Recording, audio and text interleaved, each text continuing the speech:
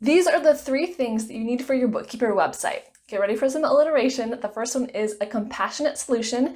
The second one is a call to action. And the third thing is clear, concise copy.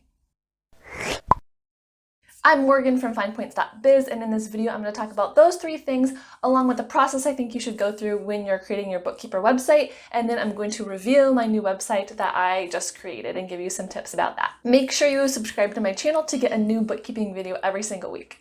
All right, so number 1 of my 3 C's is the compassionate solution. So I made a video all about the book Building a Story brand, and that is 100% what I use to create my website. I love that format. It makes it super easy and really effective. So in a nutshell, basically that book describes that your customer is the hero of the story. So on your website, you should always be talking to your customer, and then you are the guide that's going to help them through their problem.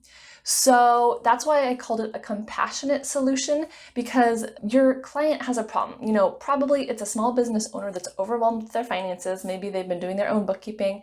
And so you need to speak to first their problem, like how they're feeling. They're feeling overwhelmed. This is their problem. They're disorganized. And you are compassionate. You see how they're feeling, and you are able to offer them the solution. You are able to be their guide out of their problem, out of their overwhelm, and be their bookkeeper, help them organize their finances, help them, get everything in order and have a clear picture of what their business looks like, where they can spend money, etc. So make sure in your initial headline and your initial image, your hero image, that you have something that speaks to your client, the person that you're trying to have hire you. So I know tons of websites have a picture and I think my old website used to have this too, a picture of yourself, like, hi, I'm Morgan and I'm a bookkeeper and blah, blah, blah. So you don't want to spend that really valuable real estate talking about yourself, according to this book and according to this philosophy that I was following. A lot of people do it, so I don't know if there's like a right and wrong way, but according to this philosophy, do not do that. Make sure you're talking to your hero, to your client. And give this video a thumbs up down below if you've heard of the Story brand and you're a fan. The next thing you need on your website is a call to action. And you may or may not have heard this word. It's a pretty big in marketing terms, but it is telling the person exactly what you want them to do. So it should be a button in probably a different color, maybe a bright color, and it tells them what do you want them to do when they go to this website. So probably it's going to be book a call with you, or set up a meeting with you, or email you, somehow contact you to see if, you guys would be a good fit working together. Maybe it's set up a calendar invite with you if you have like a calendar system on your website. So think about what you want the person to do when they get to your website. And then StoryBrand recommends that you put this call to action in 2 places. The first place is you put it up in the corner with your navigation in the top right hand of the screen. That's the first place you want the call to action button. And then you want an identical button above the fold on your website. So of course the fold is the thing you see when you first come to the website. You don't have to scroll down at all. So you want the call to action in 2 places, which at first seemed kind of extreme to me, but the more I looked at other examples of websites, I feel like it's really effective. And you don't want people to come to your website and be like, okay, what do I do? Like having to search around for your contact info. And so just make it as easy as humanly possible for them. Another thing you can do, I think I've talked about this in other videos, is you can kind of warm up your audience, like warm up people who come to your website, so potential clients, maybe by offering them something for free. So you could have like top 3 tax tips, or top 5 ways to organize your business, or some printable or valuable thing that you offer to people. And that could also be another example of a call to action if you would prefer them to, kind of get to know you that way before they actually book a call with you. All right, and the third thing is clear, concise copy. So you do not want people to have to read paragraphs and paragraphs and be searching around for what they need in all this text. You just want to eliminate all the words you possibly can and just boil it down to the very most concise message that you are trying to convey. And this was actually really hard for me. I used to be a copy editor and I was an English major, so I have like a pretty good background in like writing in English, but still I felt like I had so much to say, so I had to go over it again and again and had a friend do it just so that I could be as concise as possible and really make the best copy is the writing on your website, really make the best copy for the people that come there. All right, and then kind of the process I recommend you going through as you make your website is, first of all, look at tons of inspirational sites. Maybe not too many, but look at sites you love and pick the things from the different sites that you want to incorporate into your website. So I'm going to link below a really great resource that I found that is a whole bunch of websites, all that follow the story brand process. And then once you see all that collection of websites, you can really see the pattern. You can see they all have that call to action. They all have the hero image. They all have like very consistent things and really concise copy. And so you can start to kind of like get a really good feel for that if you like that style, and you can incorporate that into your website. But it helped me so much to see tons of different examples as I was putting together my website. So in addition to the story brand examples, you also might want to think about anything else specific to you. So maybe other websites in your area, or maybe other bookkeepers in your niche, or other bookkeeper websites that don't necessarily follow the story brand example. So like for me, I was looking at other YouTubers who sold online classes because that was really helpful for me. So I could kind of see like, oh, how did they present their class? Or did they do a webinar or what? I could see examples from them to then give me ideas for my website. And of course, you don't want to copy anyone else's websites or their words or their images, but it is great to get inspiration so you don't have to reinvent the wheel. All right, and then the next step is to write all of the copy. So I would definitely recommend just getting a Word document and writing out everything that you want to say, because I've tried to do this both ways. I have written, in the actual website in Wix or Squarespace, like typed in there, or done it piece by piece. But this time I wrote all the writing all at once, or, over like a week. I wrote all the writing before I ever started seeing it in the website. And that was just really helpful for me because I feel like I could really just focus.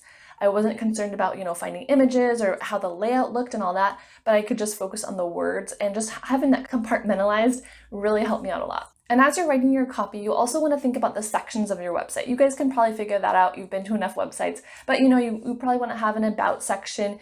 I would recommend saying something about pricing, even if you don't want to necessarily put your, hourly rate or your fixed rate package up there. You can be like, contact me for pricing, or anything that they want to know about pricing, because I feel like people are definitely going to be searching that. That's one of their first questions when they want to hire someone, is how much is it going to cost me as a small business owner? A couple other helpful things is maybe making something about what does a bookkeeper do, because I have found that a lot of clients don't really get what a bookkeeper does, depending on their level, or if they've had bookkeepers before. But you could say something about that, as well as what does it look like to interact with you? Like what's your process? So maybe first they do an initial phone interview, and then you send them a contract, and then you start training. Kind of map out like the first meeting to the first couple months so that they can picture what it's like to work with you. So once you have your copy pretty much how you like it, and you kind of have all the pieces of the content together, you can start looking for some images.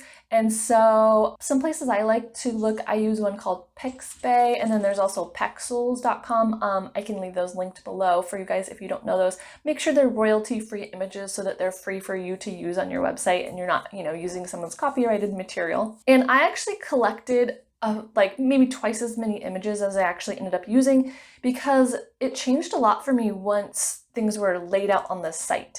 So I thought I liked an image, and then it didn't look good in the space that I needed it. So just have a few extra images for some flexibility. All right, and then once you have those components, you can start building your website. And as long as you have some reasonable, technology skills, then you can figure out how to do this yourself. So when I first started, I used Wix, and then now I'm using Squarespace for my website. And this time I did hire someone to create the website for me after I made the content, just because I feel like I'm at a point in my business where I want to do a few more things with search engine optimization. So he's helping out with that, and just a few more complicated things. And also I had my original website, I'll put in a screenshot of it here, for I think 7 years. So I made it when I first started my bookkeeping business, and there was nothing wrong with it really, but it just hadn't been updated in so long. And it was one of those things that had been on my to-do list for the past 2 or 3 years, and it just kept getting lower and lower on the priority list. So hiring someone to do it for me was worth it for me at this point in my business. So you can decide that for yourself. If you feel like it's something that you want to invest a little more in to make sure that you get that SEO, or if you want to study SEO yourself and work on that so you make sure you're getting all those bookkeeping clients in your area. Maybe you have a certain niche that you're working in and you really want to target anytime someone's looking for a bookkeeper in your area in that certain niche, then that may definitely be worth it for you to invest in a professional to help you out. And I loved my web designer. He went above and beyond to really be so helpful and so kind and gave me great suggestions. His name's Daniel. I'll leave all his information linked down below in the description box if you're interested in hiring him also. If you do, contact him, let him know that I sent you. All right, now I'll give you guys a quick tour of my website and what is on there if you're interested. So here's my finished website. As I mentioned before, you can tweak a website like indefinitely. So I tried to just get it as good as I could, not perfect, and just launch it. So you can see I have my logo here, and then I have my call to actions. So mine was a little bit different because I didn't know how to exactly incorporate, because I'm talking to bookkeepers and clients. So I decided to do this. I talked with my web guy and we came to this conclusion. So we have these 2 call to actions if you're a bookkeeper or if you need a bookkeeper. And then we also have the For Bookkeepers tab up here. And then I tried to not put a picture of myself right here. It was hard because I wasn't really sure what to put there, but that is what I decided on. And then a big new addition to my website was my YouTube videos, or what we're calling on here a blog. And then I also have a free printable down here with a call to action button there. All right, and then with my messaging, I really try to speak to my audience. And again, I'm kind of like bridging the gap between those 2 audiences. So basically it's just the idea of creating the life you want. So you want to have freedom and flexibility. So that's kind of like the messaging I put here. And then when I'm talking to clients, I have more of the message of are they feeling overwhelmed with their business finances? Do they want to grow their business? And just helping them be empowered to make decisions. And then you guys are probably bookkeepers, so I'll spend a little more time in this bookkeepers tab. So then you can see here I'm talking directly to bookkeepers and kind of like the let's get started message.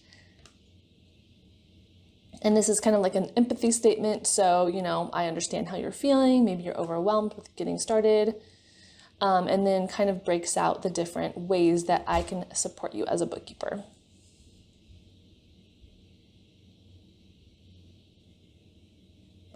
All right, and then one other interesting thing that I learned with the About page is, again, you don't want it to be all totally about you.